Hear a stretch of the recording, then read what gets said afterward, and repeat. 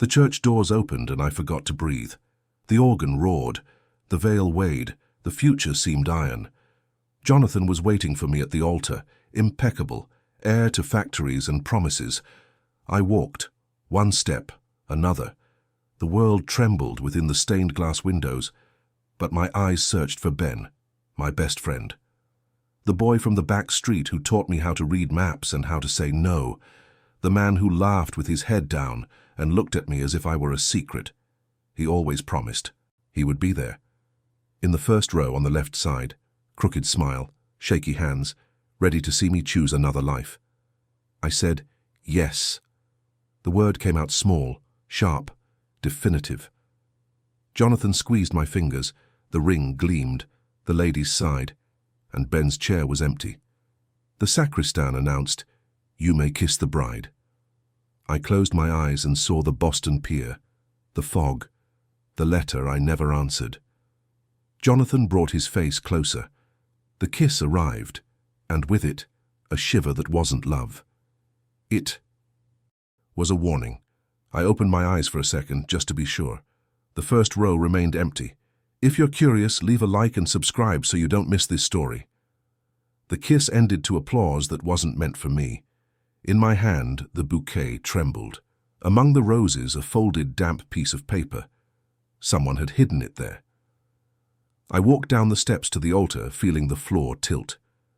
Jonathan smiled at the guests, proud, confident. I smiled back, a mask I learned from my mother. In the corner, the altar boy watched me. Big eyes, short breath. When no one saw, he touched my veil and whispered, "Miss Lillian, they told me to deliver this now." I pressed the note to my palm. The world went silent as snow. I opened it slowly behind the flowers, in the shelter of the veil. Just 2 words written in haste in smudged ink. "Don't wait for me."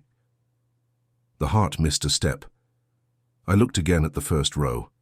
Nothing. I looked at the front door.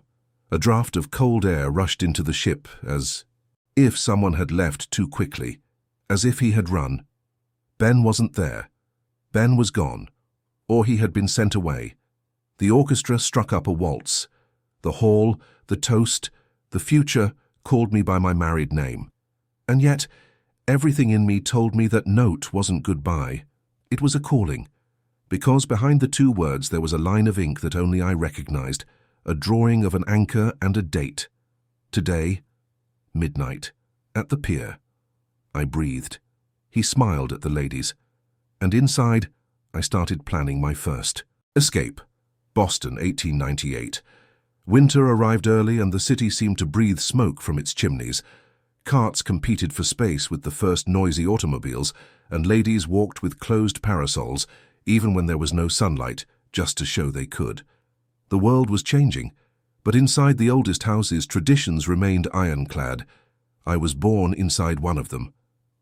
My name is Lillian Crawford, the only daughter of a respected family, whose fortune came from naval contracts and well-arranged marriages.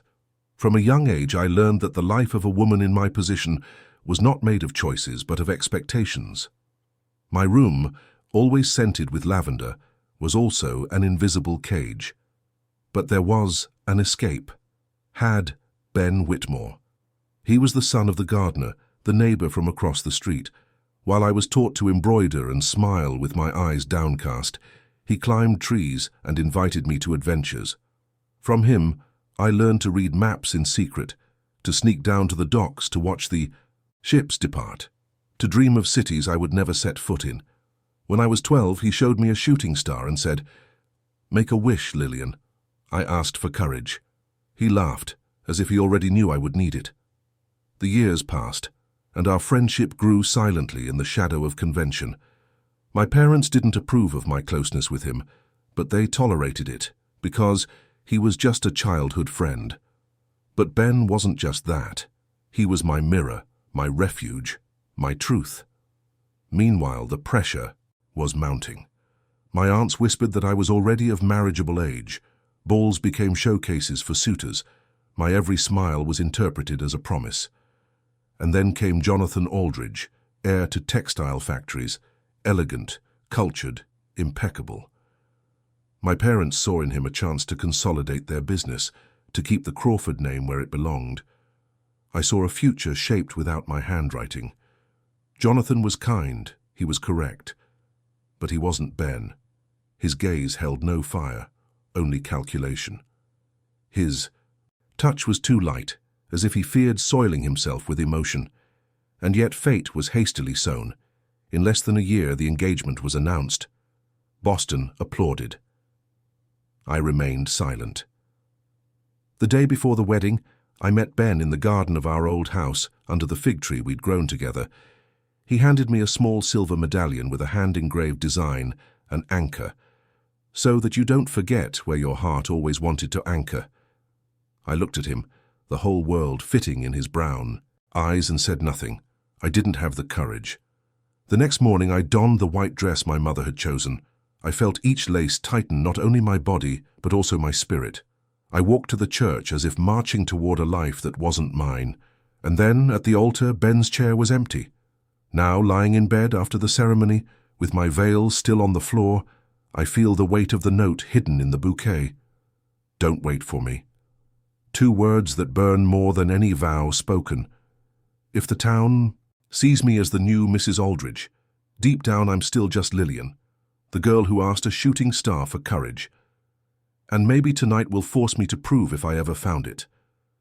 Midnight found me standing in front of the mirror, already unveiled, with my hair hastily tied back, and a dark cape over the silk nightgown my mother deemed appropriate for our wedding night. The living room clock struck 12 times like hammers. Each chime said, "Choose." I descended in silence. The hallway of the Aldridge mansion smelled of wax and luxury, and the portraits of my ancestors seemed to be watching me. The butler was asleep in his chair, the lamplight spilling over an open newspaper. I held my breath, crossed the hall, opened the side door that led to the garden, and let the cool wind cool the fever on my face.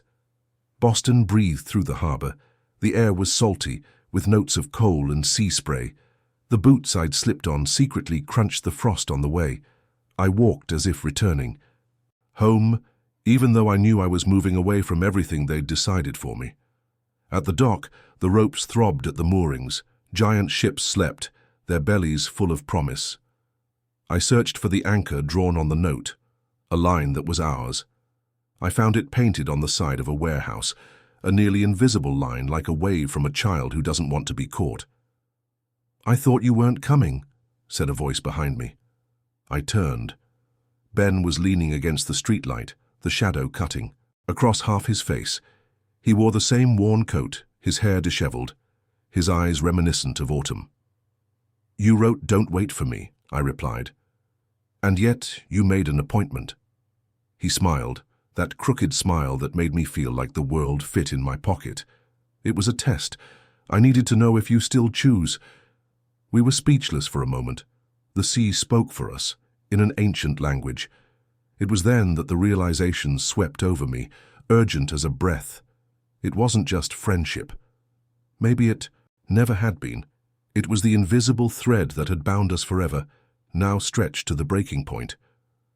"When did you find out?" I asked, my voice low so as not to wake the harbor. He lowered his eyes, as if consulting a memory. "In the summer of 1893 at the Lake Festival. You were wearing that ridiculous yellow hat, remember? It rained suddenly and everyone ran. You stayed. You said the water returned the world to its proper size." I laughed. You looked at me as if to say, "Don't laugh." And I understood that everything in me was laughing with fear. It was that day the scene hit me hard. I was 17 and didn't yet know the language of destinations. We sheltered under the boatman's tent, our feet wet, our clothes clinging to our bodies. I talked about maps, about lines, pretending to hold back oceans, and he drew a route in the air with his finger that began at my throat and ended at my hand. "I thought you never—" I began, and didn't finish. "I tried not to think," he said, "but every time your father told me to prune the fig tree, I foolishly pruned too little to have a reason to return." Laughter escaped me without permission, and with it, a remnant of old courage. I touched the silver medallion around my neck, the anchor he had given me on the eve of the wedding. Why did you disappear today? At the altar, your chair. It wasn't a choice, he cut in seriously. Jonathan found out, or someone told him. 2 men took me through the sacristy. They said, it would be best for everyone if I stayed away. I handed the note to the altar boy. I ran here. The word men hung like a foreshadowing. Jonathan wasn't just correct, he was efficient and powerful. I felt the invisible weight of the city on our shoulders. What now? I asked. Ben looked up at the ship that was beginning to move in the distance, preparing to leave when the tide turned. There's a vacancy on a schooner to Halifax. Departure at dawn. You can hide someone for 2 days. No. Questions asked if the pay is fair. I can go. Or we can go. The we shook the entire pier. For a second, I saw a life with open windows, warm bread and unframed maps. I saw Ben's laughter at the table in a kitchen that didn't yet exist. I saw my parents closing the curtains, the city murmuring, my name replaced by a whisper of scandal. I looked away, and the night brought back another memory. The first time Ben showed me how to read the sky. We were 15. He spread a towel on the lawn and pointed, Arcturus deneb alter. Navigators had these before compasses, he explained. I insolently said that rich people didn't need stars. He sobered, grabbed my wrist, and placed my hand on his chest. Yes, it does. Everyone does. Otherwise, we'll get lost in the wind. That night, for the first time, I felt a harbor inside a person. Lillian, his voice brought me back. I won't ask you to run away. I know what it costs. But I can't stay in this town as a ghost of your life. I wrote, don't. Wait for me. Because leaving is the only way to avoid spending the rest of my days leaning against lampposts, watching you pass by on someone else's arm. He waited. So did I. The silence pulled the tide a little further. I got married today, I said, a confession. And yet everything in me feels like I've only just arrived where I should be. Ben took a step. He didn't touch me. He just shared the air. If you stay, I'll leave. Not out of pride, out of self-love. If you come, I'll stay. Even if it means we're nothing more than poor neighbors on some random street, I can live with almost anything. The almost is living without you. The harbor creaked. A distant whistle cut through the night. His words met mine, which were afraid. I don't know if I have the courage, I whispered. You asked a star for courage, I saw it. He narrowed his eyes, an ancient gesture. Maybe courage isn't a bolt of lightning. Maybe it's a step. I looked back at the anchor painted on the shed, the trembling line, our mark. Then I understood what Chapter 4 means when it talks about discovery. It wasn't finding love.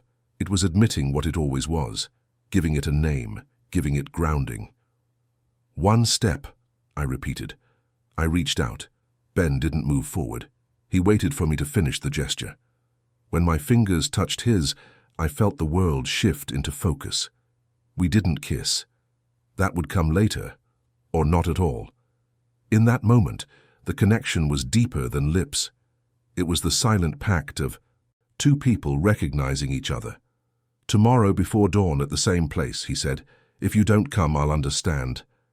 He moved back 2 spaces, like a game we played as children, to give me room to escape without it seeming like running away. I stayed, listening to our hearts beat along with the sound of the water. I returned home with my cloak clinging to my body, and the certainty that the world was finally the right size. But in the dark hallway, a shadow fell from a column. Mrs. Aldridge. Jonathan's voice was low, unhurried. Boston sleeps, but I don't. The cold entered my bones like water. The discovery had a name, and with it came obstacles. The hallway was dark except for the flickering light of a lamp Jonathan held. He didn't look angry, and that was worse. The subtle smile on his lips was the same one he wore at business dinners when he'd close lucrative deals without his opponent realizing they'd lost everything.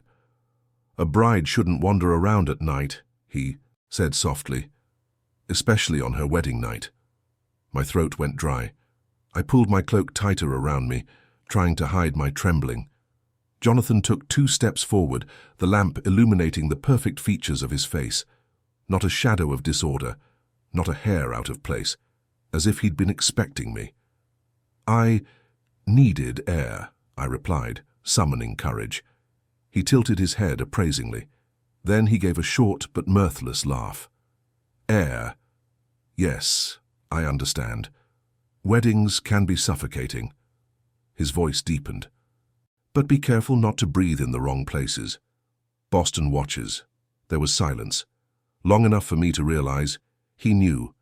Maybe not everything, but enough. The note, the doc, Ben. Jonathan blew out the lamp with a deliberate breath. Darkness enveloped us. Then he pressed his face close to my ear. "Don't worry, my dear." His hand lightly touched my shoulder, like a warning. "As long as you're my wife, you'll be protected. But protection comes at a price." He walked away, the sound of his boots fading down the hall. I was left alone, the darkness throbbing like a wound. In the days that followed, the Aldridge house became a gilded cage. Jonathan maintained his courteous demeanor around the servants and family friends, but with me, every word was an invisible net. He asked where I was going, who I planned to visit, and always offered companionship or a trusted servant to follow me. My mother came constantly, exultant about my new position. "You'll have everything I ever dreamed of for you, Lillian. Respect, stability, wealth." I smiled, but inside me the silver medallion weighed like a secret. The obstacle wasn't just Jonathan. It was the entire city. At Sunday Mass, I felt the lady's eyes scrutinizing every detail. The expensive dress, the imported gloves, the perfect hairstyle. Being Mrs. Aldridge wasn't a role I could turn down without becoming a target. Doors would close, invitations would evaporate. My family's reputation would be reduced to whispers. And I knew how much my father feared the whispers. But still, every night my mind returned to the pier, Ben waiting, the ship ready to depart, the one step I needed to take. On the third night, I found Jonathan in his office, shuffling through papers. He didn't look up when I entered, just said, "Your friend Whitmore has been asking a lot of questions at the port. People of humble origins rarely know how to keep quiet." My whole body froze. He continued, "I could make his life easier. Maybe send him to New York with a letter of recommendation, some kind of job, far enough away that he won't be a bother." I raised my voice before thinking, he doesn't bother. Jonathan closed the folder slowly. Finally, he looked at me. "Not for you, but for us." He paused, letting the word "we" weigh heavily. "Understand, Lillian, this marriage is not just a union of two people. It is an agreement, a wall against uncertainty. I will not allow any cracks." I swallowed hard. The threat was there, disguised as reason. Jonathan was too polite to raise his hand, but powerful enough to destroy Ben's life effortlessly. At dawn, I got up quietly. I walked to the bedroom window. From there, I could see the bay, distant, like a dark smudge. I considered running, but fear pinned me to the foot of the bed. What if Jonathan had men in the harbor? What if my escape doomed Ben before the voyage? For the first time, I understood the magnitude of the obstacle. It wasn't just an arranged marriage. It was the web of power and surveillance Jonathan was silently weaving. Could I face him? Or would I be swallowed up by him like so many other women I'd learned to call respectable, who, behind the scenes, were just surviving? I touched the medallion on my chest. Inside was a tiny dried leaf from the fig tree in my childhood garden. Ben had placed it there the day he gave it to me, smiling. "So you never forget where you came from." The tears came without warning, and yet a spark of decision began to emerge. I needed to find him again. I needed to warn him. But above all, I had to choose whether I would continue living as a shadow of myself or whether I would pay the price of freedom. And for the first time, I realized maybe courage was more expensive than love. The light morning snow lay on the windowsill like glass dust. Jonathan had left early, investor meetings, and left a servant at the door as a courtesy. I put on a simple coat, tied up my hair without jewelry, and asked the housekeeper to Send flowers to my mother. An excuse that would buy me an hour, maybe two. The servant tried to follow me. I led him to the Boston Public Library, where respectable ladies would spend entire afternoons under the indulgent gaze of the cherubs painted on the ceiling. There, no one would dare to cause scandal. In the reading room, I ran my fingers along the back of a volume of naval charts and waited. At 11 o'clock sharp, a grey uniformed clerk approached, pushing a cart. His stubble disguised his face, but not his eyes. "Can I offer you maps?" the employee asked without looking at me. "The ones that take us to places where we can't be found," I replied. Ben kept his head down and pushed the cart to an empty table in the back. He sat across from me, a book open between us like two deep-seated students. For a moment, just seeing him made the world sink in again. "I thought Jonathan wouldn't let her breathe," he murmured. "He won't let me. That's why I breathe here." Ben touched the edge of the book, a barely perceptible gesture but enough to warm the air. The silence of the library was a shelter. People walked slowly, pages turned like wings. I felt it was possible to exist there, 2 fingers away from his hand, without the universe collapsing. "I came to tell you not to go to the pier," I continued. "Jonathan has eyes everywhere. He talked about making your life easier, and the sound of it sounded like an abyss to me." Ben leaned back. His disguise didn't hide his fatigue. "I wasn't going," he said, pulling a thick charcoal-stained envelope from his coat. "Lillian, there's something you need to see." I stared at the envelope as if staring at a door. He pulled out a few pages torn from a ledger, another sheet with notary stamps and a note. The black lines snaked like snakes. "How did you get that?" "My cousin, Elias, works as a longshoreman at the Aldridge docks. Last night, he overheard 2 foremen talking about a bride payment and came looking for me. I followed him. I managed to get into the sub-foreman's office under the pretense of getting tools. The ledger was open. I grabbed what I could before they noticed. I scanned the columns. There were dates that preceded my engagement. There were numbers that didn't add up. On the page with stamps, the title, Dowry and Warranty Contract, Crawford Family and Aldridge Family. Those words slammed shut like a door in the wind. "Guarantees?" My voice was almost inaudible. "Jonathan needed capital to cover freight debts and machinery purchases. The war..." He hesitated. "Last season wasn't good for the mills. It's not just marriage, it's collateral. Her dowry covers loans, and if necessary, parts of the Crawford docks pass to the Aldridges." The ground beneath me shifted. My father's signature was there, clean. Next to it, a scribble of mine, an L. I didn't remember putting on any paper. "I never signed this." "Someone signed for you," Ben said, as simply as a verdict. The library remained quiet. A woman coughed in the distance. The silver wall clock struck half a beat. Inside me, a wall began to crack. I wasn't a wife, I was collateral. My life had been pawned like an antique jewel. "There's more," he said, lowering his voice. "The schooner to Halifax wasn't an option. The captain works for one of Jonathan's associates. They would let me on board, yes, and at sea they would lose a stowaway. Then they would report that a man tried to kidnap Mrs. Aldridge and escaped. You would be imprisoned out of shame and fear. I would be caught as a figurehead for a crime I didn't commit. My body became as cold as the marble table." "How do you know that?" "The note," he pointed to the envelope. "It wasn't just from Elias. The altar boy who delivered the message to him at the wedding came to me yesterday, terrified. He said he received money to get me out of the church. Who paid? A glove man who didn't give his name. I thought it was just surveillance. Now I see it was bait." My fingers found the medallion. The metal was warm as if it held the heart of a tiny fire. "I wanted you to run away," I whispered. "Now I want you to live." He smiled sadly. "You are my way of living." Words clung to me. I wanted to touch his face, but the entire library watched us with eyes of stone and ink. Ben pointed to the last sheet in the envelope. "This is the note the foreman received. Compensation guaranteed upon discreet removal of Whitmore from the dock perimeter. In case..." Of resistance, carry out Mr. H's instructions. He touched his finger to the letter. H is for Henderson, her husband's lawyer. It's not Jonathan signing, but it's his hand. Nausea came like a wave. I, who had always feared scandals, suddenly understood that the scandal was already underway. It was just wearing white gloves. What about my parents? I asked, because I still needed something to be less harsh. Would my mother know?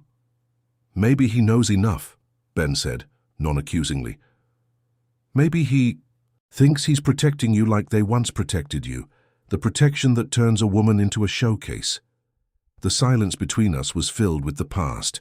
I remembered my mother arranging the laces on my dress, her fingers steady, her gaze never wavering. How much of the price did she know? What do we do now? My question had three people inside it. Me, the girl who wished for stars, and the woman with the surname that didn't fit. Now you choose, but choose wisely. Ben leaned in slightly, enough for me to feel the heat of his breath. If you stay, I'll disappear in a way not even Henderson can find. If you come, we won't go by sea. I have people on the railroad who owe Elias a favor. There's a night train to Worcester and from there, another to the interior. We can disappear overland on smaller roads until we find work that doesn't require names. I felt the kiss coming before it existed, not on my lips, but in the air between my cheeks. My whole body heard it. It wasn't an act against anyone. It was the first thing I could do for myself. I rested my forehead against his quickly like a prayer. I will not apologize for existing, he said, and the sentence surprised me. Don't ask, he replied. I lifted my face. And anyway, we kissed. It was brief and thorough, a seal placed on a map that had never been mine. The world didn't fall apart, it just became clearer. I walked away first. The clock struck 11:15. The servant was still waiting for me outside. The cherubs were still smiling from the ceiling. The city still believed I was someone else. Ben put the papers back in the envelope and pushed them toward me. Take it, not as a threat, as a mirror. If something happens, it proves you didn't imagine the cage. It exists. I descended the stairs with the envelope tucked into the lining of my coat, the stride of someone learning to walk again. At the door, the servant approached respectfully. I smiled like a porcelain Lillian. The cold bit my fingertips. On the way back, a black carriage passed by too slowly. Inside, a familiar face, St. Henderson, the lawyer. He didn't look at me. He looked through me, as if confirming that his piece was in the right place on the board. I entered the mansion, my heart racing. In the anteroom, I found my mother sitting with a piece of embroidery on her lap, as impeccable as her portraits. I wasn't expecting her. She looked up, and for a second, I saw in her a girl I'd perhaps never met. I need to talk to you, he said, closing the door. She placed the embroidery on the chair and with a gesture dismissed the maid. I need to talk to you too, Lillian. The unexpected revelation had already reached us. Only then did I realize it wasn't just coming from outside, it was also coming from within. My mother didn't blink as she closed the door behind us. The room felt smaller, the heavy curtains suffocating the morning light. She adjusted her pearl necklace as if a firm gesture could shield the world. I saw you leave earlier today, he said in a low voice. My heart skipped a beat. The servant reported. You went to the library. I tried to find an excuse, but my mother held up her hand. Don't lie. His voice wasn't harsh, it was weary. I had to lie when I was your age too, it doesn't save anyone. I stood there, the envelope burning inside my coat. She took a deep breath, then let the words fall. Your marriage wasn't just a social arrangement, Lillian. It was a deal. Your father had no choice. The factories were on the verge of bankruptcy. If we didn't accept, we would lose everything. Jonathan offered us the only way out. So you offered me a way out? The question came out sharply. Do you think it was any different with me? She countered in a wounded whisper. I married your father to save my family's name. Happiness, I've learned, is a luxury we don't inherit. The ground shook. My mother looked at me not as a guardian, but as a cracked mirror of my own future. "You fell in love with him, didn't you?" he asked without saying his name. I didn't need to answer. The silence was enough. She closed her eyes, as if confirming something she already knew. "Then you'll have to forget him. It's either that or ruin us all." I left the room as if dragging invisible chains. That night I met Ben again, in the neglected garden behind the mansion, where the fig trees grew crooked. The cold wind pushed us closer, but my mother's words lingered within me. "They knew," he said, showing her the pages of the contract. "My mother knew, and they still handed it over to me." Ben frowned, but not in surprise, in confirmation. "I already imagined it. Their power doesn't come just from money, Lillian. It comes from the silence of families who surrender." I wanted to hug him, I wanted to hide in his voice, but fear built walls. "If I run away, Ben, I won't just destroy my marriage. I'll destroy my parents. They depend on Jonathan. Maybe even my reputation won't be just mine. It could drag everyone down with it." He grabbed my arm urgently. "You don't owe your life to contracts. You're not an asset on a spreadsheet." "But that's what I am to them," I exploded. "Don't you understand? I can bear my unhappiness, but I can't live knowing I ruined my entire family." The pain in his eyes was sharper than any scream. "So that's it?" he murmured. "Are you going to let me go alone?" I didn't answer. Silence was the answer. Ben stepped back, his face half in shadow. "If that's the price, then I'll pay it. But don't expect me to stick around as a reminder. I'll disappear, Lillian, so you don't have to choose again." I wanted to run after him, shout no, that I couldn't lose him. But my feet were stuck. He walked away through the garden, swallowed by the night. The sound of his footsteps was the last echo of the life that could have been mine. In the days that followed, emptiness filled the house.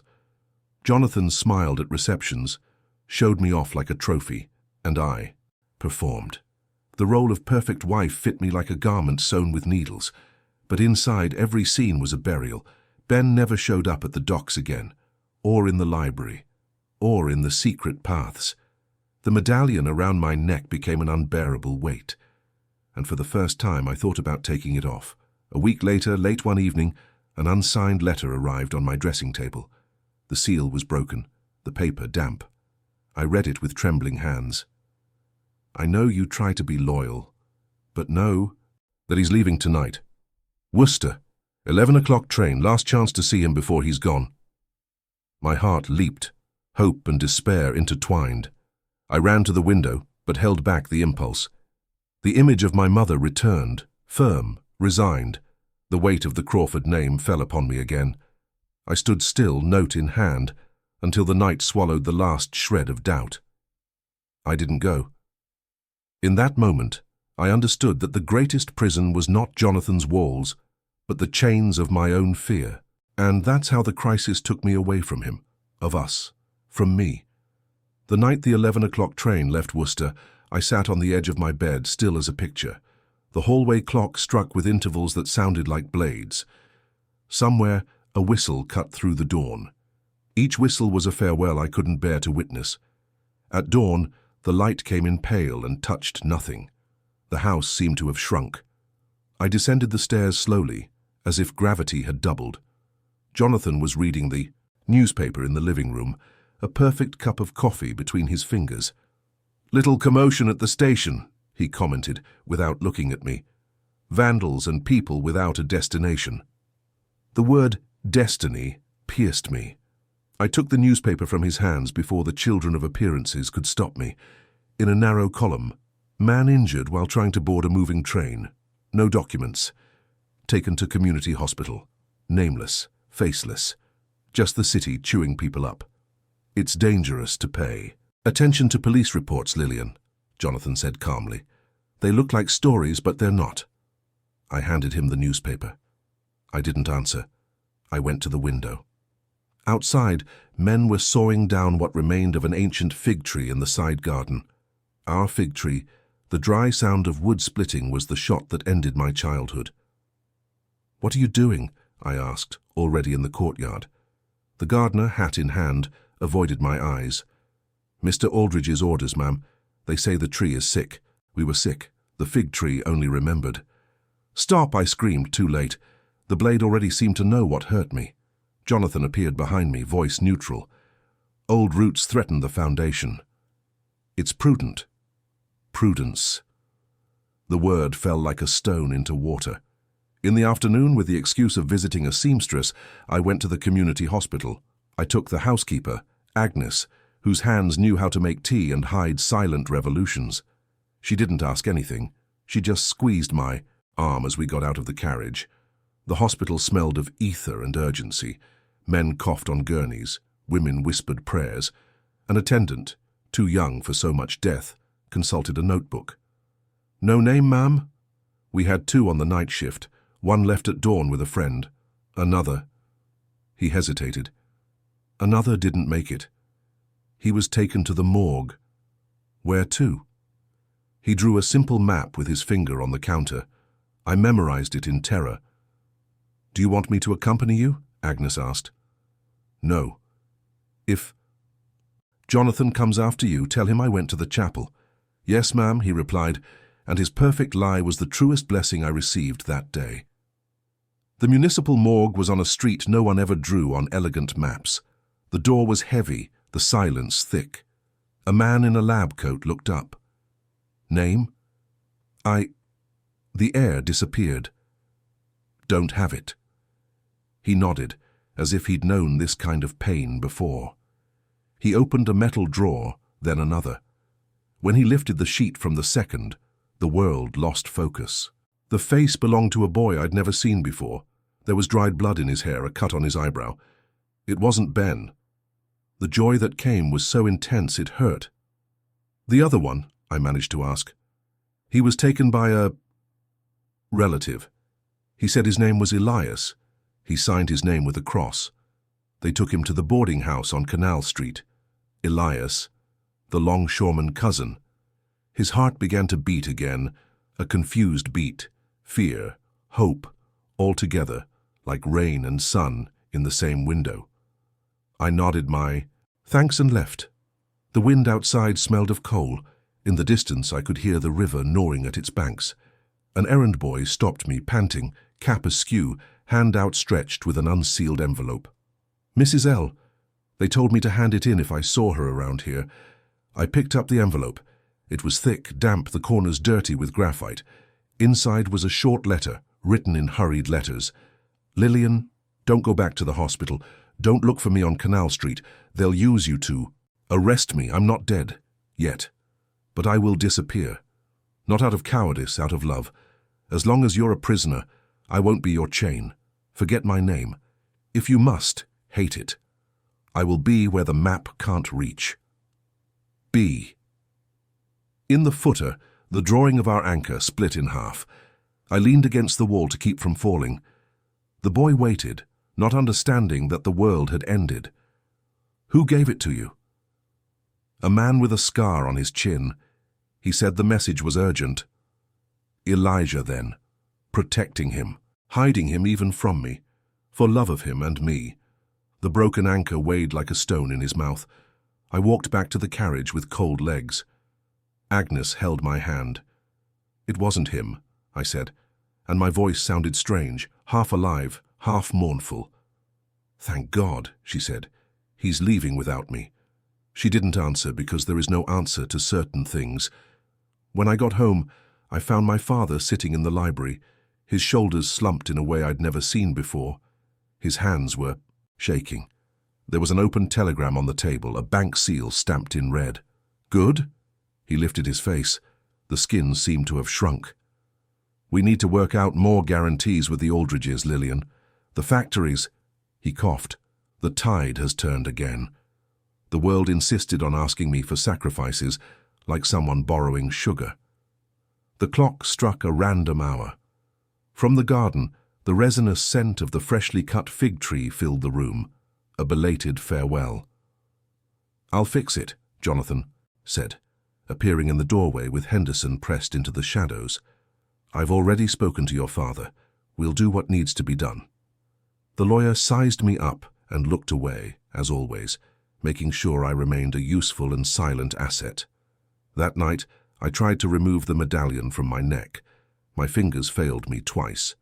The third time, I managed to undo the chain. The metal fell into my palm with the sound of a coin. I considered putting it away in the back of the drawer under some handkerchiefs my mother had ironed.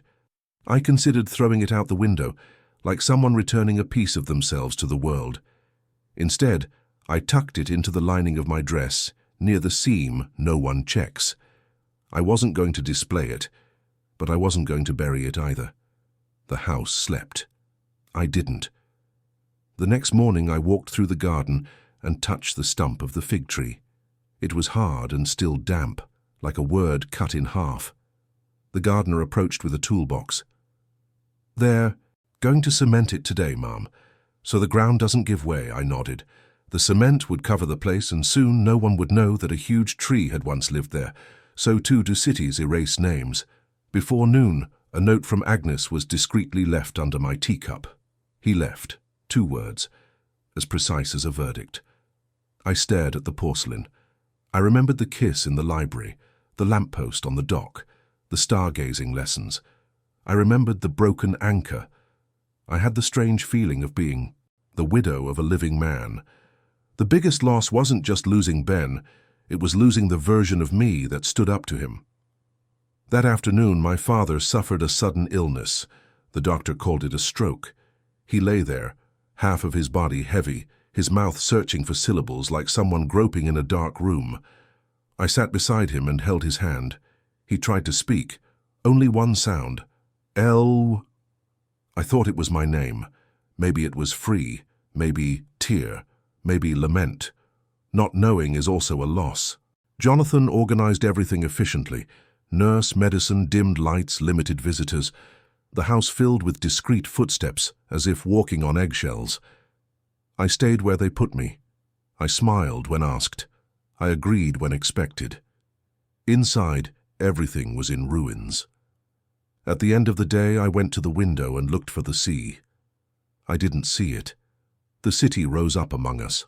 But when I closed my eyes, I could hear, faintly, distantly, the sound of an imaginary schooner cutting through the water. I don't know if it was memory or delirium. "Forget my name," he had written. I tried. I wasn't able to. Separation was this, continuing to breathe. And so it was that, with the fig tree under the cement, my father in bed, and Ben untethered from any map, I understood that history had lost an arm, but I still needed to finish the journey. I would continue. I didn't know how. I only knew that when the cement dries, the roots insist on finding cracks. And I was still a root. The following. Days stretched out like doorless corridors. The living room clock ticked away hours that never happened. My father breathed in slow sobs, his mouth searching for syllables his body couldn't remember. My mother hovered like an efficient ghost, ordering nurses and trays with the same precision with which she once taught me to smile without showing my teeth. Jonathan came and went with Henderson in tow, decisions descending the stairs like hanging coats, heavy, inevitable, without my name. I tucked the locket into the lining of my dress. The broken anchor from Ben's note was tucked into the lining of my skin. Sometimes I felt it touch my heart, a tiny shock, like touching a tooth that no longer hurts, but still reminds me of it. One afternoon, I went to the courtyard where they'd cemented the fig tree spot. The cement had already taken on the color of the rest of the ground. Anyone who didn't know better would never guess the tree. I knelt and touched the smooth surface. I felt something under my palm, a timid roughness, a green thread insisting on the edges, a root stubbornly seeking a break. I stood there too long. When I got up, Agnes was watching me from the doorway. She had a brochure in her apron, North End Benevolent Society. "Meeting today," she said. "They sew blankets for sailors' families. Sometime," she lowered her voice, "sometimes they sew other things too. Plans." I smiled slightly. "Plans for what?"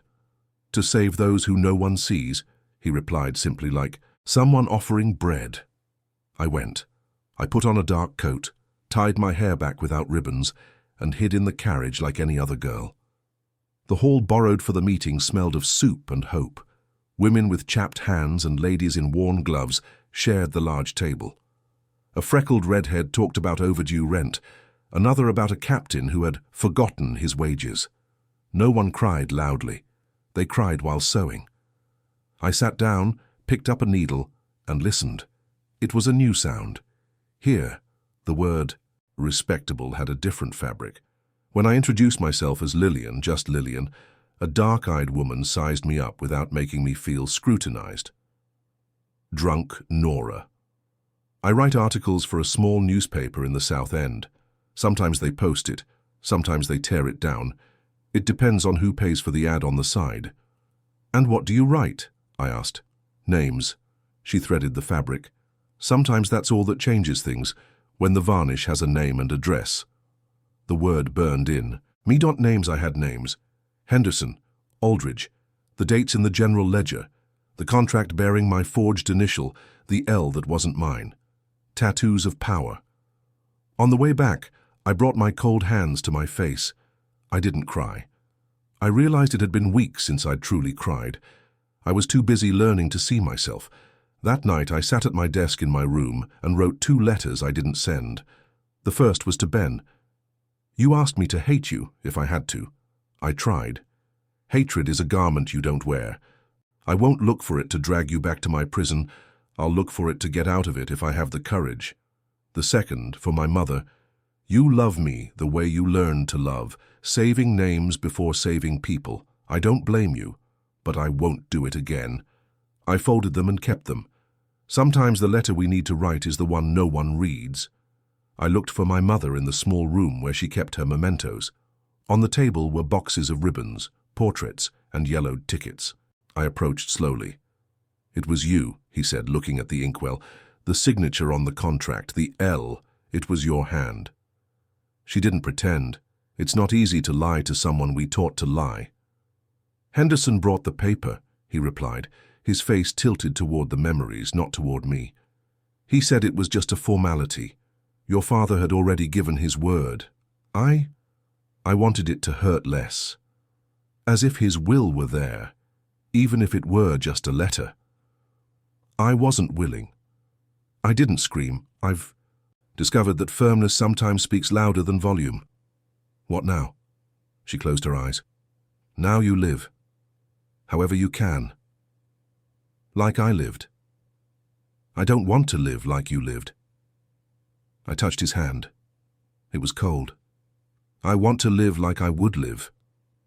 She sucked in a breath, as if trying to stem a wave with her chest. She didn't try to convince me. She just nodded once, and that gesture was an apology she hadn't learned to speak. I returned to the bedroom and spread out what I had on the bed, the pages torn from the ledger, the contract, the foreman's note, the dates Ben had written down.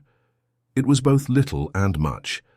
The real thing was missing, documents from Henderson's office, papers with stamps that sew lies into truths. I couldn't tear down a wall with sewing thread, but I could dig underneath. 3 paths opened before me. Silence, the salvation that kills from within.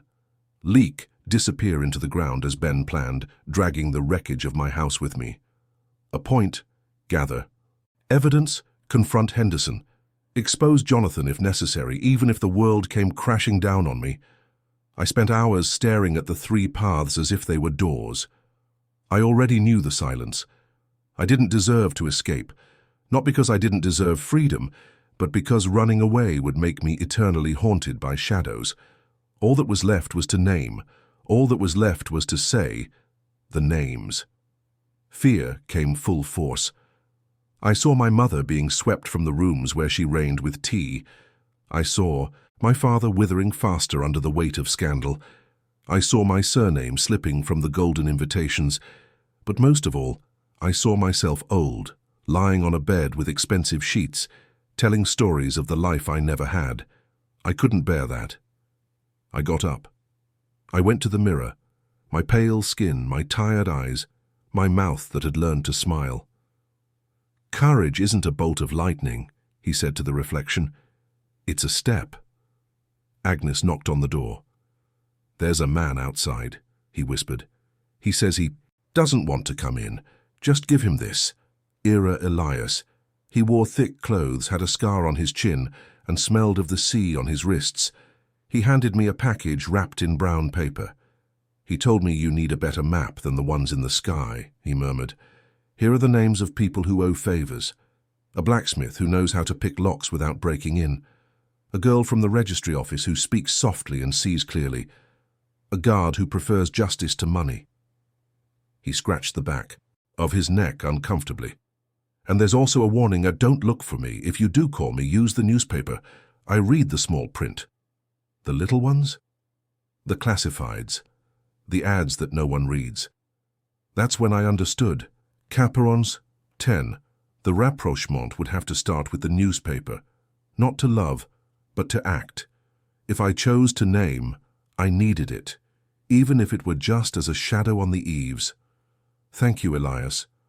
"Don't thank me. Just don't die." He bowed his head and disappeared, as if he knew how to erase himself.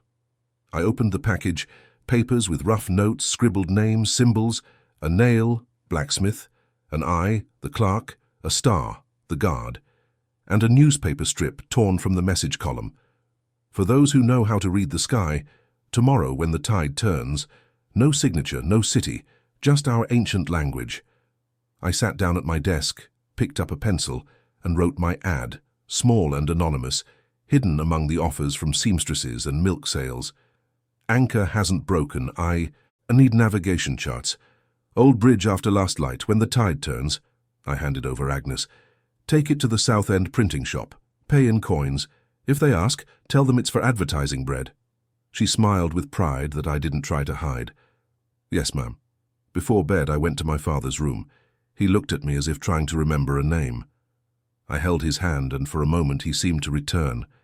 He managed to say, Lee, Anne." "I'm here," I replied, and realized that for the first time, that sentence was true.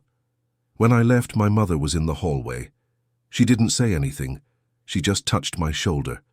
In her hand, I saw a small tear, a deep needle mark. Life, sometimes, is a house of women who sow their own freedom. I returned to my room and leaned my forehead against the window. Outside, the city hated me and taught me at the same time. I felt the cold of the medallion beneath the lining of my dress. I touched it. "Tomorrow," he said to the night. "Tomorrow I start." I had chosen. Not the shortest path, not the cleanest, but the only one that would allow me one day to look at the girl under the shooting star and say, "I went." And in silence, the city breathed. The tide moved. And where the cement pretended to be ground, the roots strengthened again. The ad was small, squeezed between offers of fresh milk and vacancies for seamstresses. "Anchor hasn't broken. I need navigation charts. Old bridge, after last light, when the tide turns." I spent the day with cold hands, reading and rereading the line as if words could warm my bones. Agnes took coins to the printer and came back with flour on her apron, an excuse as solid as bread. Before sunset, I went to the South End. Nora greeted me with the smell of paint and the sound of lead type. Her office was a long room with tables scarred by decades of urgency and a cat sleeping on a sheaf of proofs. "Did you bring any names?" she asked, straight to the heart. I spread the pages of the ledger, the forged contract, and the foreman's note on the table. Nora read in silence, her eyes sparkling. "This isn't just immoral," he concluded. "It's a system. Brides as collateral, docs as pledge, lawyers as machinery." I held up the paper with my fake initial. "And women as signatures. If I publish it without official proof, they'll tear it up and sue me," he continued. "If we get a notary's record or a copy of Henderson's safe deposit box, they'll hesitate." He looked at me with hard sweetness.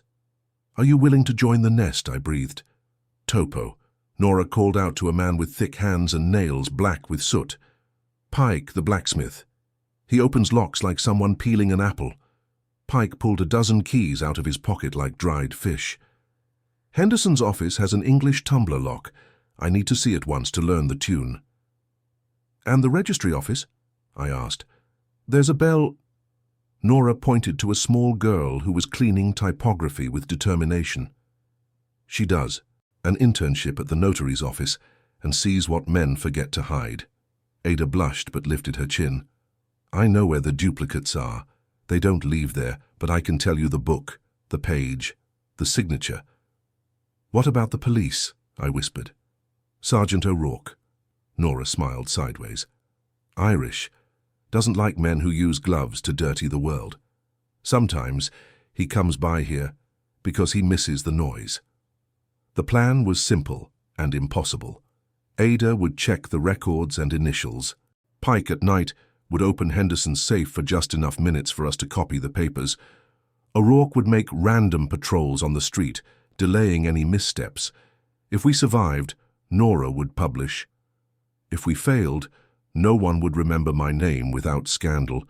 I left there with my soul on fire and my body on ice. The city was turning on its last lights when I reached the old bridge.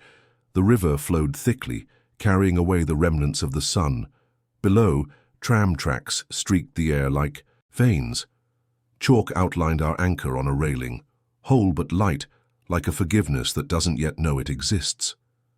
Don't touch the drawing, a voice whispered. They look for marks. I'll come. Ben emerged from the shadows, thinner, his coat short, a discreet wound on his eyebrow already scabbed over. The 11 o'clock train had left its autograph on his face. You came, I said, and my voice came out like a handkerchief. You called, he replied, and the answer held me down. We didn't touch. The bridge had eyes. We only touched words. I'll take them down, I said softly.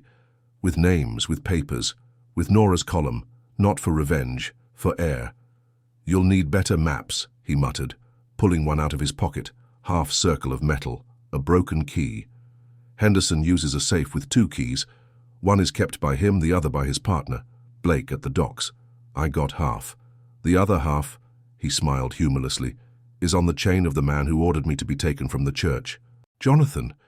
Ben shook his head. Henderson. Jonathan doesn't get metal on him.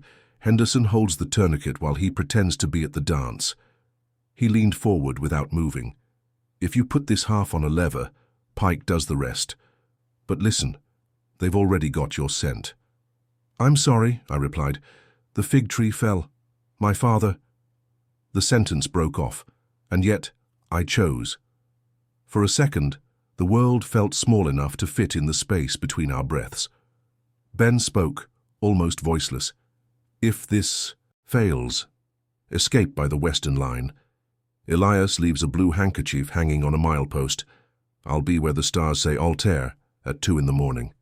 He smiled sadly. Do you still read the sky? I learned from the best teacher. Footsteps approached from the north side of the bridge. 2 men, sturdy silhouettes, hats low. The entire city seemed to fit in their shoes. Ben stepped back into the shadows, but a third uniform appeared out of nowhere. O'Rourke. Gentlemen, the sergeant said, his voice akin to one of rank and burrow. The bridge is closed for inspection. He glanced at me quickly without looking at me. Would you prefer to get off on the street side or wait for an escort? The men hesitated. O'Rourke tapped his baton on the wall, a sharp sound that signaled, "Not today." I understood the choreography. I walked in the direction he indicated. Ben disappeared, as if he knew how to vanish. As I passed the sergeant, I heard a whisper. Tomorrow, midnight, Milk Street. The cat whistles. I didn't ask what it was. I learned the language of cities. The right phrase opens doors that don't exist. I returned home with the broken key hidden in the lining of my coat. Jonathan was waiting for me in the living room, Henderson in the background, like a picture frame no one asked for. The piano was open, the light perfect. It was as if we had never descended into the underworld. Charity meeting? Jonathan asked, leaning in, a gentleness like a knife. Yes, I replied. We sew blankets. I hope they sewed the Aldridge name on their hearts too, Henderson said, humorlessly joking. His eyes swept over my coat. They stopped where the key lay. Then they moved on. The city is cold. I'll heat up whatever it takes, I replied, and I don't know where my voice came from. At dawn, I put on my dark coat again. Milk Street was a wet tile alley. A real cat hissed on a barrel. Someone had trained it with bread. Pike leaned against a wooden door and cocked his head. English. Music, he said, pulling out needle-thin tools. 3 notes. Ada arrived with a punctured umbrella and a sheaf of papers under her shawl. Book 12, page 43, heading H7, he whispered. The guarantees addendum is there. If they can get the copy from the safe, it's a wedding on paper and a funeral in the newspaper. O'Rourke appeared on another street, uniform wrinkled, smelling of tobacco. 17 minutes of patrol before the partner comes back curious, he said. Then everyone turns into a pumpkin. We entered. Henderson's office had thick carpets and a clock with gold teeth that swallowed seconds.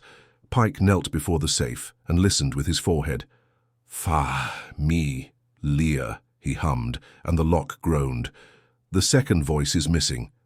I handed him the half-key. With a lever, a metallic sigh. The safe opened a hand's breadth. The whole world fit inside. Crimson notebooks, contracts, purchase notes, a wooden box with unlabeled amber bottle, and a folded prescription with a doctor's name. I didn't need to read it twice. Doses of tonic for elderly gentlemen, agitation and high blood pressure. The schedule coincided with my father's crises. Ada swallowed hard. This can kill if used too much. Not today, O'Rourke snapped, his hand on his watch. Papers first. Nora, who had appeared silently like a breaking news headline, took pictures with a small camera someone had lent her. The crackle of the magnesium lamp was a star in the dark room. We copied numbers, stamps, signatures. Ada whispered pages like prayers. Pike was already sweating, his tongue between his teeth, his hands unshakable. 5 minutes, warned the sergeant. And then, footsteps in the hallway. Henderson. I recognized the polite cadence of danger. O'Rourke turned, placed his hand on the doorknob, and with ancient authority rapped on the metal. Police.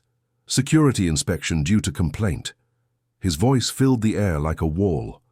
Henderson retreated half a step, then advanced with the footman on a leash.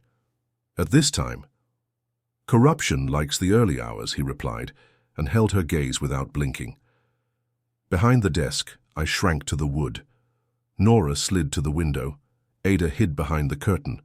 Pike closed the safe an inch without stopping, just enough so the wound wasn't visible. The entire moment hung in the balance. Is there a problem, Sergeant? Henderson's voice came like wet velvet. Report of irregularities in export routes, O'Rourke improvised. I looked at the dock. Now I'm looking at the papers. Law doesn't sleep. And lightly he placed the stick on the carpet in the exact position over my shadow. It was a warning not to breathe loudly. Henderson scanned the room. For a moment, I thought he could see me through the pores of the wood. Then he smiled. Make yourself at home, then. He took 2 steps, not enough to reveal us, and took an envelope from the drawer. Just don't mess up my place. He left. O'Rourke waited for the shadow to disappear on the stairs and whispered, Now. We closed it, cleaned it, and covered the trail with handkerchiefs and wind. When I fell into the alley, my legs were like ropes. Nora put the negatives in her vest pocket. Tomorrow morning, I'll lay the first stone, he said. Nothing that will sue us, anything that will make them squeak. Then the second, and the third, until they slip. Ben didn't show up. He shouldn't have. He couldn't. Still, as we went our separate ways, I felt like he was within arm's reach. Attempt at rapprochement. It's not just meeting, it's starting to speak the same language again. I walked home through the back door. My mother was waiting for me in the hallway. She didn't ask where I'd been. She placed a handkerchief in my hand. Inside was a small, old, ordinary, unimportant key. It was from your grandfather's medicine cabinet, he said. Sometimes useless keys open new doors, and after a time that lasted a lifetime. If you're going to fall, fall forward. Sleep was impossible. I sat by the window, the medallion on the ceiling casting a shadow on my chest, Nora's negatives flowing through me like a warm future. In the distance, the docks breathed. Jonathan purred in the next room, safe in the bed he'd bought with contracts. Henderson perhaps double-checked the locks. I waited for dawn. When the first neighborhood newspaper was thrown on the doorstep, I went downstairs barefoot. On the second page, an unsigned column, guarantee marriages, the language of white gloves. No names yet, just numbers, roots, clauses, questions that only a guilty person would recognize. At the top of the classifieds column, a line the world would ignore. Letters received, star in sight, tide turning. Smile. The rapprochement had begun, and with it, the countdown to the shock. Nora's second column came out Saturday morning, a bolder one. Brides as collateral, numbers that are not from God. Still no family names, but with initials and specific roots. The town smelled gunpowder. The ladies folded newspapers with the delicacy of someone putting out fires with gloves. Jonathan didn't comment. Henderson showed up early at the house, checked the locks, greeted the nurses, and left a cream-colored card with perfect handwriting on the library table. Shipowner's winter ball tonight. Everyone expects the new Mrs. Aldridge to thank me for the donations, Jonathan said, offering me the invitation like one offering polished shackles. No inflammatory speeches. Lillian, people prefer music. I smiled on the outside. On the inside, the tide turned. The Shipowners' Club ballroom was an ocean of mirrors, chandeliers, and champagne. Men with lapels shone like blades. Women were flowers pinned together. High above, a mezzanine hosted musicians, violins, clarinets, a piano that seemed to know secrets. I recognized among the waiters faces that were now mine. Nora, in a dark dress that made her invisible. Ada, carrying trays. Pike, in a delivery coat, always near doors.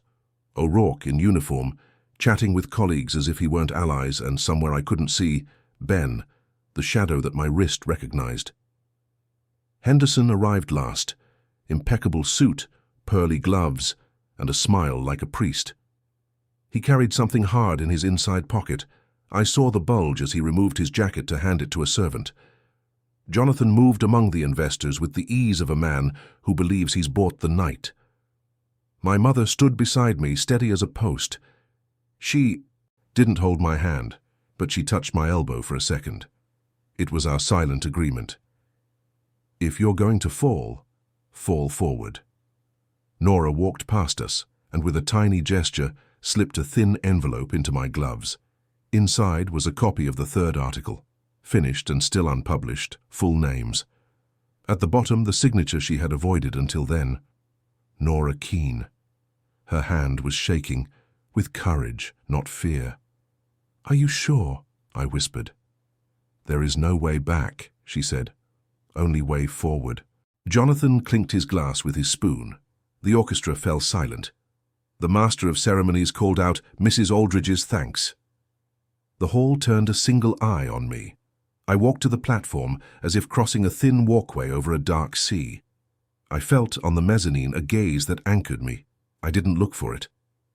"Gentlemen," I began, my voice firm, something I hadn't known I possessed. "I thank you for the blankets, the donations, the flowers, but today I'm especially grateful for one thing, the light." A curious murmur ran through the hall. "Because when the lights come on, the city changes shape." I took copies of the contract and the ledger pages out of the envelope. There are those who use the term business to trap women in paperwork they didn't sign, to fold dowries into bonds, to turn husbands into creditors and wives into collateral. Some say this is prudence. I say it's theft. Henderson smiled, a quarter of an inch of irony. Jonathan kept his face smooth, but his hands, for a second, lost their rhythm on the glass. "Today," I continued, "names will be said." I held up the first copy. Office, Henderson and Blake. Roots, headings, 2 key safe, Jonathan Aldridge, beneficiary. My father, Samuel Crawford, kept docile with tonics that increase blood pressure and reduce cravings. The hall held its breath. The dust could be heard settling. Henderson licked his lips as if tasting poison. Jonathan stepped forward politely. "My wife is tired." He turned to the master of Yi. "Ceremonies with authoritative gentleness. Bring water, and let's conclude." Before water, I said loudly. I prefer the law. O'Rourke, who had been waiting, held up a piece of paper. Search warrant, signed by Judge McCarthy. His words bounced off the walls like heavy coins. 2 officers entered. Henderson, still smiling, slid his hand inside his jacket. I didn't see a gun. I saw papers, a thin folder. He intended to remove them, perhaps destroy them, perhaps replace them with innocent versions. Pike appeared behind another door and leaned his body against the frame casually. How dare you, Henderson rehearsed. On a charity night, subject good men to embarrassment. Charity begins at home, Nora said, approaching with a pad and pencil as if carrying a tray. And today the house has newspaper walls. The room erupted into gentle chaos, people taking 2 steps back without seeming to flee, nervous laughter, fists clenching in gloves, an orchestra of facades. That's when 2 nurses appeared on the side with a discreet stretcher. In their pockets I saw the label of a sanatorium inside. Diagnosis of hysteria, murmured Henderson, sweet as a maggot, only to me. That's how we silence ladies when they later regret their bravado. They stepped forward. My mother, whom I had never seen raise her voice, stood before me as if she were 20 again. My daughter isn't leaving here, he said, the word my sounding for the first time like legitimate possession. Not without a trusted doctor. Henderson took the first real step toward the bottom, the violence that wears a vest. O'Rourke intercepted. The warrant gives me the room, said the sergeant, his hand on the handle of his baton. And if anyone tries to remove a witness, it also gives me the right to handcuff them. The orchestra, perhaps out of desperation, resumed a waltz.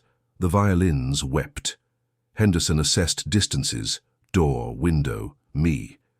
And that was when the night split in 2. From the mezzanine, a figure jumped over the railing and landed on the platform with the lightness of someone who had jumped from ships. Then the cut on his eyebrow reopened. Thin blood trickled down his temple. Get your hands off her, he said without shouting, and the sentence carried more weight than any outcry. Jonathan finally traced an emotion. Anger. His perfect face caught fire. Who let these rabble in? The same city that lets gentlemen with gloves steal in broad daylight, Ben replied. And now the whole room was breathing again. Only today the light is ours. Henderson didn't back down. He took the amber bottle, the non-existent label.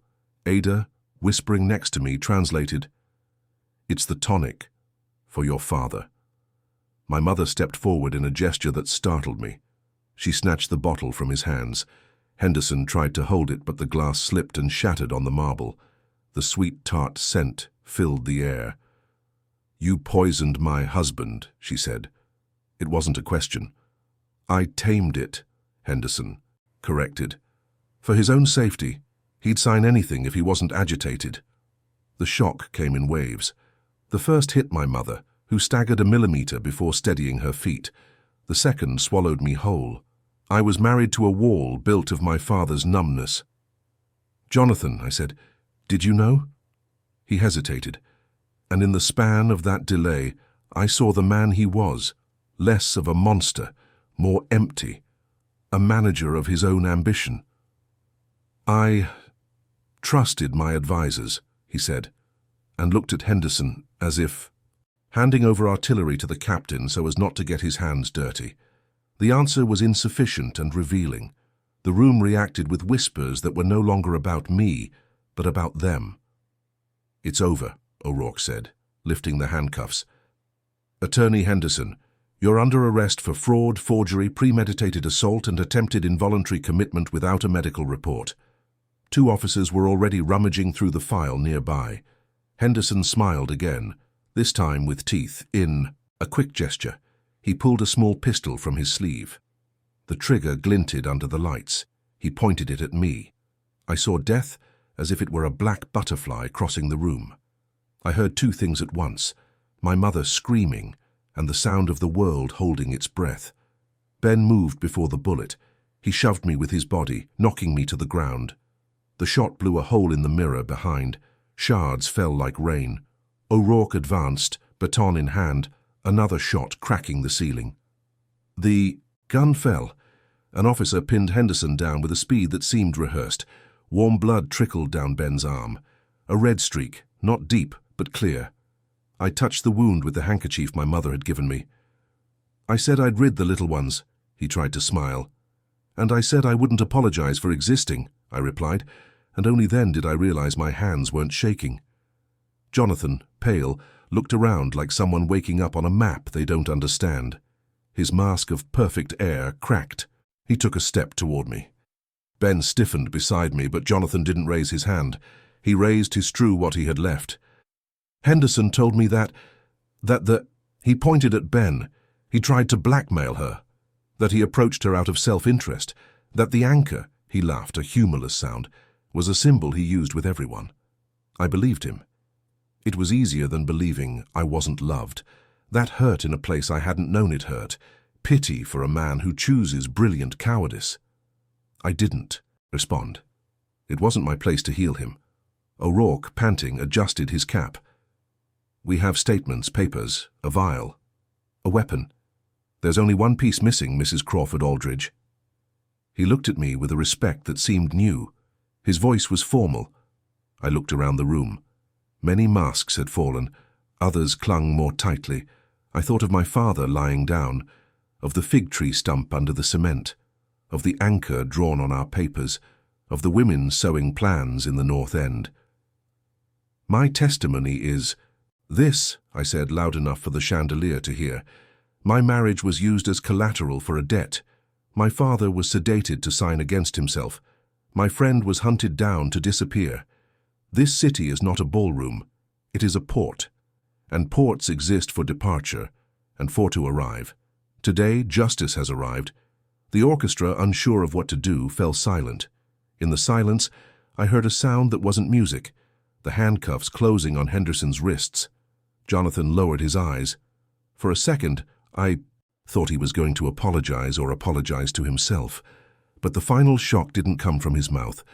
It came from the corner of the room where a stretcher sat forgotten.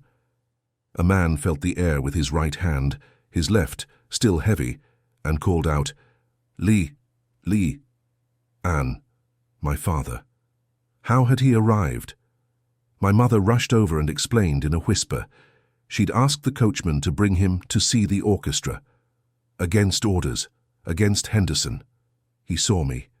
His eyes, cloudy weeks ago, cleared on an island. Men in gloves, he managed. Not anymore. I cried without noise. Shock finally had a face. He was coming back. And as the sergeant read me the rights, as Nora put away negatives in the ceiling, as Ben gritted his teeth against the pain and my mother held my shoulder like a safe haven, I realized that the night had changed its name. It was no longer the dance of one world. It was the beginning of the end of another. And we were finally in the center of the map. The next morning dawned with the smell of fresh paint and the sound of a swarm. Newspaper vendors ran around the street corners, shouting titles that couldn't fit in their mouths. Ship owner's lawyer arrested at dance. Brides as collateral, the scheme named. Nora's third article had come out in full, undisguised form, and the city, for a rare moment, seemed to be looking at itself. Ladies cut signatures. Gloved men changed paths. Banks opened their doors with internal bolts, as if praying with their eyes open. In the library, my father sat in the armchair for the first time, without the help of 3 arms. The doctor, summoned in a hurry, examined his pulse, his eyes, his tongue. He changed prescriptions. He banned anise-scented tonics. When he left, my father held my wrist with the strength he had left. Lee, he said, and the rest came in one piece. Lillian. I am here. No, more. Gloves. I smiled. That sentence was enough as a blessing and a sentence. Henderson awaited an audience in the brick chessboard on Devonshire Street. O'Rourke appeared with his hat crumpled and a paper in his pocket. They tried to set high bail, back out, and cover the gaps with bills, he said. The judge didn't bite. We have the safe, the copies, the bottle, the notes, your testimony. It won't be long before the beast loses its skin. And Jonathan? I asked. The sergeant bit the end of his cigar without lighting it. You'll plead convenient ignorance. Maybe you'll survive socially for a while. Maybe not. He sized me up with simple respect. What are you going to plead? Truth, I replied. And freedom. He nodded. 3 o'clock tomorrow afternoon, at the courthouse. Do you want protection? I want witnesses, I said. Nora, Ada, Pike, Agnes, and... The word came out of its own accord. Ben. O'Rourke raised an eyebrow. The guy from the dock? He could help her. He could also hinder her if the defense says it was passion that did it all. It was courage, I corrected. And courage also has a name. That afternoon, Jonathan asked to see me alone in the garden where the fig tree had been cemented. The stump, now almost invisible, held a green thread that insisted on being there.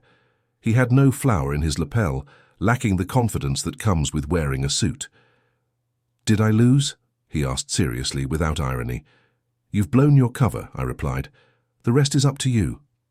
Jonathan looked at the house. Perhaps you saw it as I always did, a palace that only shows its front. My father taught me that a man doesn't apologize, he said. He buys amends. He took a deep breath. I don't know how to ask for forgiveness, but I know to sign. If your lawyers find any basis, I will sign the annulment for fraud and coercion. No litigation, no messing with your mother's name, no dragging your father into more paperwork. He stared at the floor. And I'll sell the shares back at Crawford Docks at a fair price. The word annulment penned a sky where before there was only a ceiling. I studied it, looking for tricks. Nothing but exhaustion and calculation. Why? I asked. He took his time. Because yesterday when Henderson shot, I saw myself, he said, his voice low, and I didn't like it. And because if I ever want to be the man I pretend to be, I need to start honestly somewhere. It wasn't redemption, it was a settlement. Sometimes life doesn't give you neat endings, it gives you straight lines where there's no poetry. Still, it was a path. Sign it, I said. And don't. Try to patch up my story later, let me write it. He nodded. He had the look on his face of someone who's heard a doctor say rest after a war. When he turned to leave, I called out to him. Jonathan, he looked. Nobody is born with gloves. Someone puts them on us. Take yours off. Even if it's just one finger at a time. He smiled a barely there smile that looked human. We'll see if I know. Nora brought new evidence in her coat pocket. Duplicate initials, bills of lading with incorrect dates, receipts with the same pen for 3 different signatures. Ada had confirmed pages at the notary's office with the courage of someone facing rude parents at dinner. Pike had found a wax mold of keys in Henderson's pencil case. For emergencies, he had written, as if the crime were a toothbrush. It'll all be out tomorrow, Nora said, her eyes shining.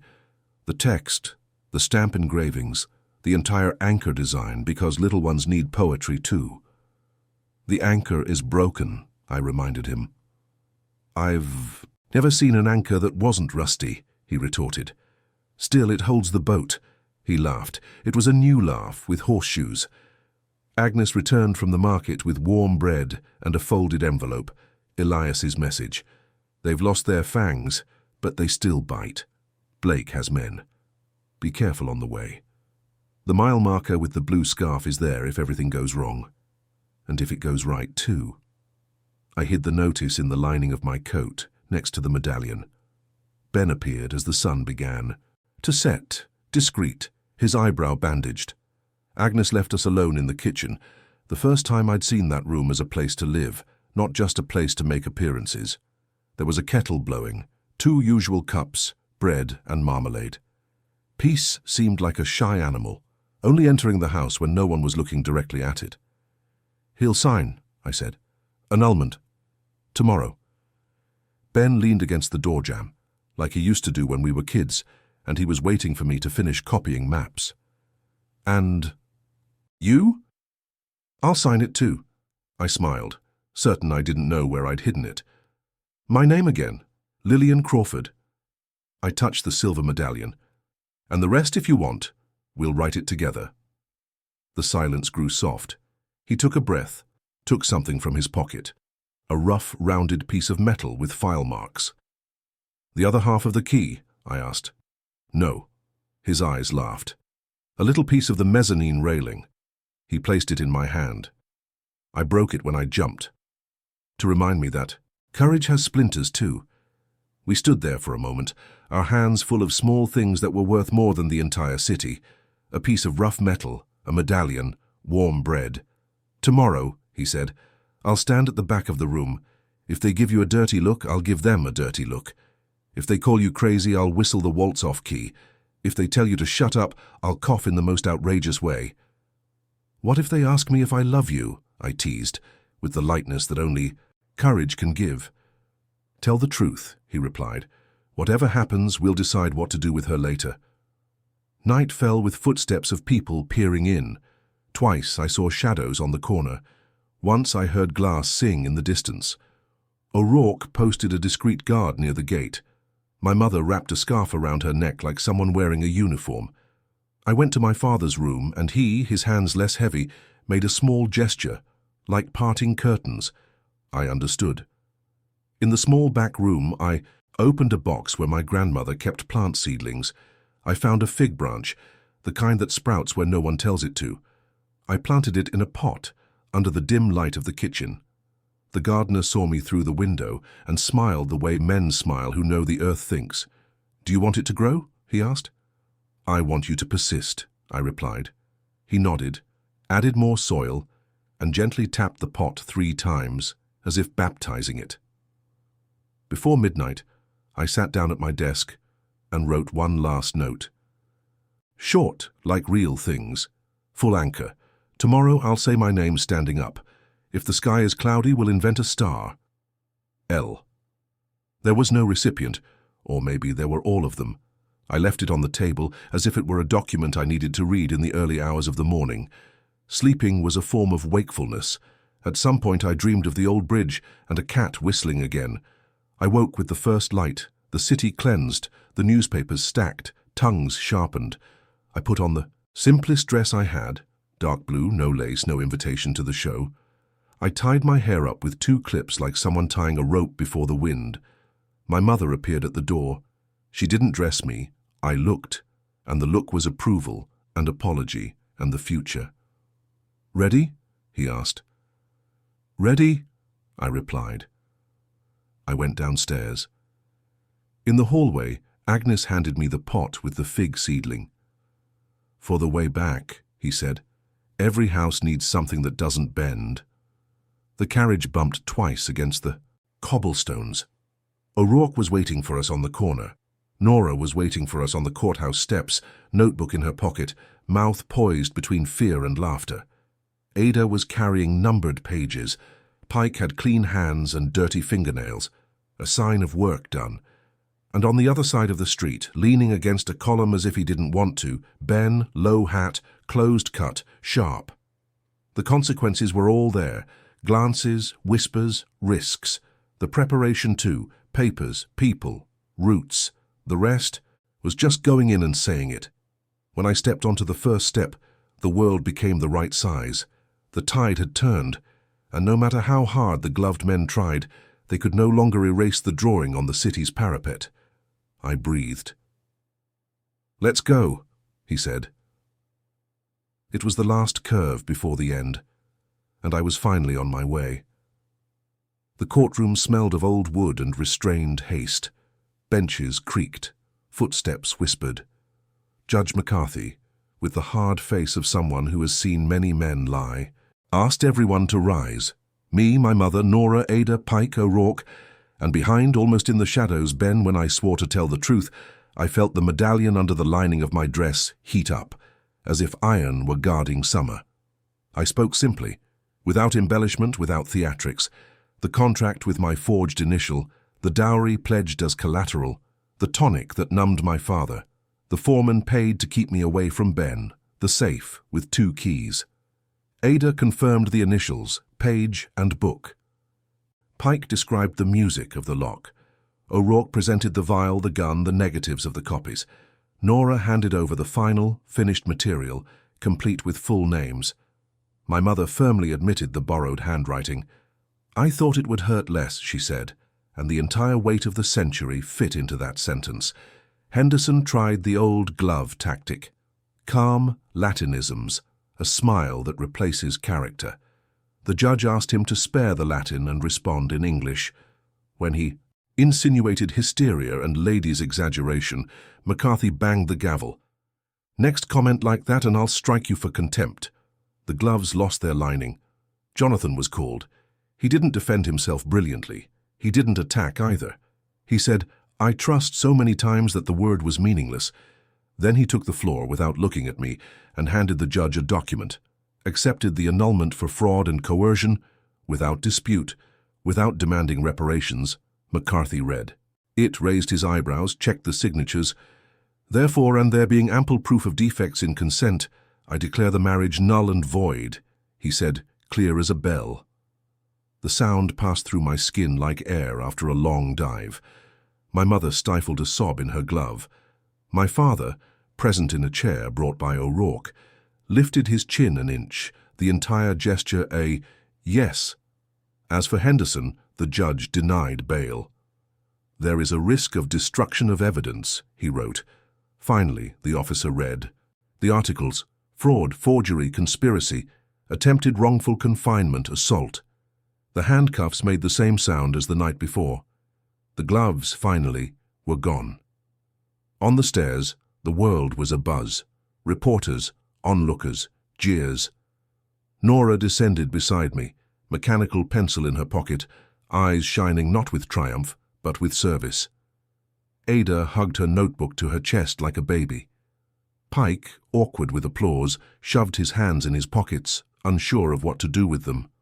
O'Rourke tipped his hat discreetly, already thinking about the next story that wouldn't fit in the paper.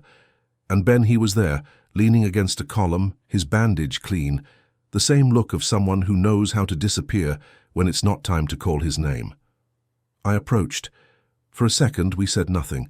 The noise of the city did the rest. "Lillian Crawford," he said, testing my new name like someone testing the wind. "Present," I replied, and my shoulders, which had carried surnames for years, finally settled. I took the vase with the fig tree seedling. I had carried it stubbornly, like someone carrying a relic. There, on the courthouse step, I found a patch of earth between cracked tiles and placed the root. Someone laughed. Someone was moved. Someone didn't understand at all. I understood. Some things must begin in unlikely places. Jonathan approached, unescorted and unmarked by Henderson. He looked at the vase, then at me. He removed his gloves with a sincere gesture and put them in his pocket. He didn't apologize, he couldn't. But he said, "I sold back the Crawford Docks shares I signed earlier today." He hesitated. "I'm going to Chicago. Learn to work without vault music. If I ever deserve it, I'll come back and say thank you properly." I nodded. I didn't hate that man, I just wasn't his story anymore. He turned and left. Maybe he was slowly starting to become someone who didn't need gloves to hold his own name. The following months were simple and full, in a way that luxury knows nothing about. Nora's newspaper sparked other denunciations, not just ours. Women began reading contracts. Parents demanded real doctors. The word hysteria whispered in offices lost some of its power. Ada passed her civil service exam. Pike opened a larger workshop with wooden doors, teaching boys how to repair locks and how not to use them incorrectly. O'Rourke took his young daughter to see the ocean, and that night learned the names of 2 stars from her. My father recovered. Syllables: good morning, bread, sea. One day he pointed to the fig tree in the pot and said in full, "Persist." My mother, who always knew how to sew, learned 2 of the stitching together inherited phrases. At afternoon tea, every now and then, she would blurt out low truths that 20 years earlier would have gotten her grounded. We laughed together. Sometimes we cried. It was a new kind of crying, one that doesn't go away. It washes away. And Ben, he didn't leave. He found honest work at the shipyard of an old friend of Elias. At night, when I closed the door of the small house I rented near the port, mine with my maps on the nails, my cups without coats of arms. He would rap his knuckles twice, the sign we invented as children. He brought bread, fish, stories, a new way of seeing when the world demands a price. I brought words, tea, compresses, and a courage I stopped seeking in the sky and began cultivating in the ground. One evening, he handed me a small bundle of fabric. Inside the silver medallion, now with the anchor welded, not perfect, the seam was visible, a thin scar. "Pike helped," Ben said. "The beauty of broken things is that sometimes they come back stronger." I fastened the medallion. I rested my forehead against his. There is no witness to these small ceremonies, and yet they are the ones that sustain cities. "Marriage?" he ventured, smiling non-committally. I breathed, looking at the sky that was beginning to light up the first stars. "Yes. But as, we understand the word, a contract for bread, not property, a bed of laughter, not a trophy, and the map always with room to change course." He laughed, and months later, in a house Nora lent me, with my father sitting in the front row, my mother stroking my hair with fingers that had learned to be gentle, we signed a simple document before a municipal judge who had no patience for poetry and therefore gave us the most honest blessing. Be fair to each other. We were. We have been. It's not always easy, and that's the good part. What's alive takes work. Sometimes I go back Tooled Bridge. The anchor chalk is no longer on the railing, but I see it anyway. I bring a snack to the whistling cat. Across the river, the docks breathe without the music of the vaults. When the wind is right, I hear the laughter of the North End, women sewing blankets and occasionally plans. I finally learned what the girl under the shooting star asked for without knowing how to ask. It wasn't a destiny that came ready-made. It was enough courage to take the first step. The rest came: friends, a newspaper, an Irish sergeant, a blacksmith who listens to locks, a girl from the registry office who reads between the lines, a mother who unlearned with love, a father who once again said persist, a man who knew not to leave when leaving would be easier, and myself, finally with my full name. If you've come this far thinking this is a love story, you're right. But it's also, and above all, a story of names. Of calling each thing what it is, of refusing gloves that are not ours, of learning that when the cement dries, the roots still seek cracks. One clear night, we climbed onto the roof of the house to read the sky. Ben pointed, Arcturus, Deneb, Altair. I added, laughing, kitchen, table, bed. He said, harbour. I replied, departure and arrival. The cat below whistled its affirmative song. The tide came and went, as always, and we stayed, like those who know how to go and how to return. And, what would you do in this situation? Comment below. Oh, and don't forget to like and subscribe for more stories like this.